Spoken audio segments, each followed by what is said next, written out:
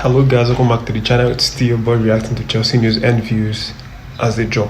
So quickly, I'm just going to drop my prediction lineup for Bournemouth this Sunday. So I had a pre-recorded video on the formation, so I just did a voiceover on it. So I'm going to put it right next so you can listen, and then you also react to it. Drop your comments in the comment section about your preferred lineup for this match. Thank you for watching. Subscribe if you're just finding me for the first time, and leave a like for this video. Alright, let's move into it. Alright guys, welcome to the channel. So in this video, you will see my predicted lineup for Chelsea versus Bournemouth this Sunday, 2 p.m. So if you look at this screen now, you would notice that I made quite a few changes, starting with the goalkeeper. So I removed Sanchez in favor of Petrovic. The reason is Sanchez hasn't really been a brilliant goalkeeper for us. We know that. We have seen him in between the sticks, and we've seen that he has lots of improvements to be made. He's been very terrible in terms of keeping that ball out of the back of the net. There's a feeling like among Chelsea fans that this guy is not an upgrade to Kepa, that he's even a downgrade. Sanchez doesn't know how to dive. He dives in slow motion, and he doesn't know how to position himself in front of that goalpost. He doesn't know how to keep our clean sheets. We could be playing against a team having all the attempts on goals, but once that team gets one attempt on goal at Sanchez cannot save that one attempt. It goes into the net.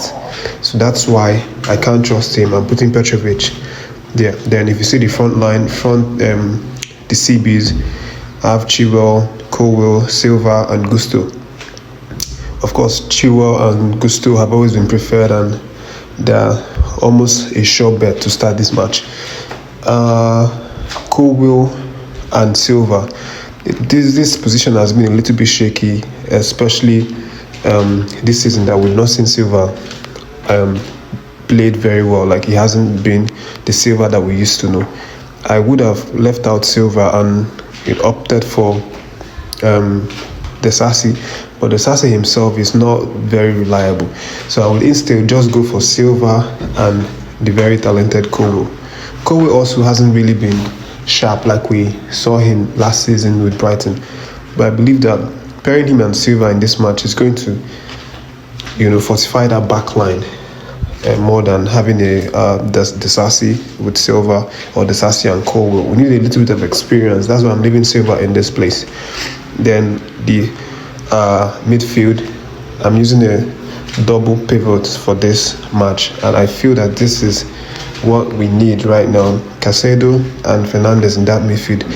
I don't want any pressure on Fernandes to try and advance way too deep into the opposition's half. He should just marauder around that midfield, go around that midfield, just like we've seen the likes of Jorginho and Kovacic pair last two seasons, the season that we've been very successful. I want him and Caceido to be in that midfield and play that role, interchange the passes between themselves, be that connecting link between the defense and the attack. And then that brings me to Palmer. I want Palmer to play the attacking midfield. He's such a versatile player. He could come in from the right flank or even the left.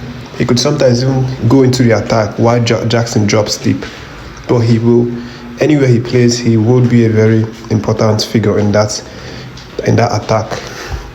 So Sterling is also very important for this match. Remember, he has a history with Bournemouth. He has played 14 times. In my last video, I mentioned that 14 times, 1 of 14, scored 11 goals, had 4 assists. This makes him a very important player. Even aside from the fact that he has a record with Bournemouth, he is also at the top of his game. We've seen in the last 2 matches that Sterling has really been great. He has been making those runs, forcing those opposition defenders to commit him in the box and outside the box, and also scored a goal by himself, had an assist. So Sterling is like the guy that has taking that spot for now, so he starts, in my opinion. And then we have Mudryk. I want Mudryk to have game consistency. He hasn't really had the opportunity to play consistently 1, 2, 3 matches, 1, 2, 3, 4 matches. He has always been that person that is brought in as a sub, or I don't know, starts and then removed. And I'm not sure if he has played the full match. I wish that Pochettino would just play this guy consistently for at least 2 to 3 matches full time, and let's see if it's match rusty or match fitness or inability to have game time that's making this guy not to click. But I'm very hopeful for Mudryk, and I know his talent is very, very special and top level, and I know that it's only a matter of time until he starts to work for Chelsea. Jackson retains his position, of course, and then this time around I want him to be focused on getting that goals, not merely on assisting and doing that link-up plays and doing that runs and dropping deep to help the midfield. I want Jackson to be focused on shooting that ball into the back of the net. This is the kind of thing that Pochettino should be telling him. You're an attacker. Sometimes you aim for the goal. Sometimes you try and score yourself. It's not all about link-up plays and fancy football. There has to be a goal. Someone has to get the goal. So this is my preferred lineup. It may not be the same thing that Pochettino will use, of course, because this one is my personal opinion. But then maybe we might see something similar, and hopefully see a lot of these guys. So you could leave your preferred formation in the comment section, and I just pray that Pochettino doesn't go and start using back 5 again, which will be a catastrophe, or back 3 and then two wingers. That would be a catastrophe.